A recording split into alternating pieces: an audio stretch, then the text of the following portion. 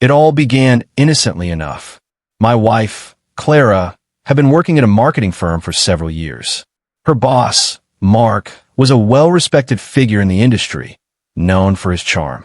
At first, I didn't think much of their relationship. It seemed normal for coworkers to form close bonds, especially when they spent long hours working on projects together. But then, things started to change. Clara began staying late at the office more often. She started going on work trips that came up unexpectedly. When she returned home, she seemed distant and preoccupied. I asked her about it a few times, but she always gave plausible explanations. An important project, a demanding client. Wanting to trust her, I pushed my doubts aside. One evening, a close friend of mine who also worked in the industry sent me a message. He mentioned that there were rumors going around about Clara and Mark. At first, I was furious at the suggestion, but the seed of doubt had been planted. I started paying closer attention to Clara's behavior.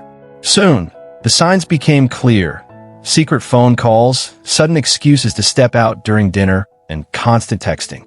My suspicions were confirmed one fateful day when I accidentally saw a message on Clara's phone. It was from Mark, and it was obvious that their relationship was more than just professional. My heart sank. That night, I confronted Clara. After a heated argument, she admitted to the affair. She begged for forgiveness, insisting it was a mistake and that she still loved me. But the betrayal was too deep. I couldn't simply move on. In the days that followed, I was a wreck, unsure of what to do. But one thing became clear.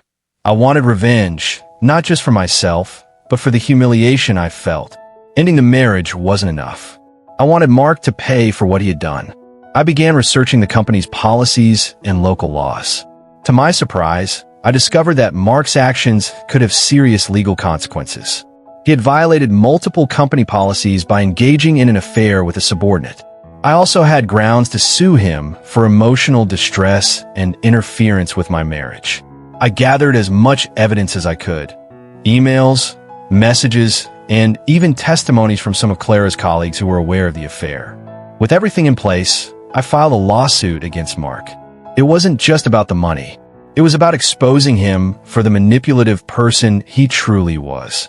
The lawsuit caused a stir, not just within the company, but also in our community. Mark was a well-known figure, and news of the affair spread quickly. It became a public scandal, with people taking sides. Some blamed Mark for abusing his power, while others held Clara accountable for her infidelity. The chaos fit perfectly into my plan. Mark's reputation was ruined. He was forced to resign from his position, and his career took a nosedive.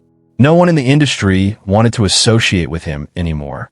As for Clara, she was devastated by the public exposure. Our marriage ended, and she moved out shortly afterward. I had thought that seeing her suffer would bring me satisfaction, but instead, it left me feeling empty. The revenge I had pursued so eagerly did nothing to fill the void left by her betrayal.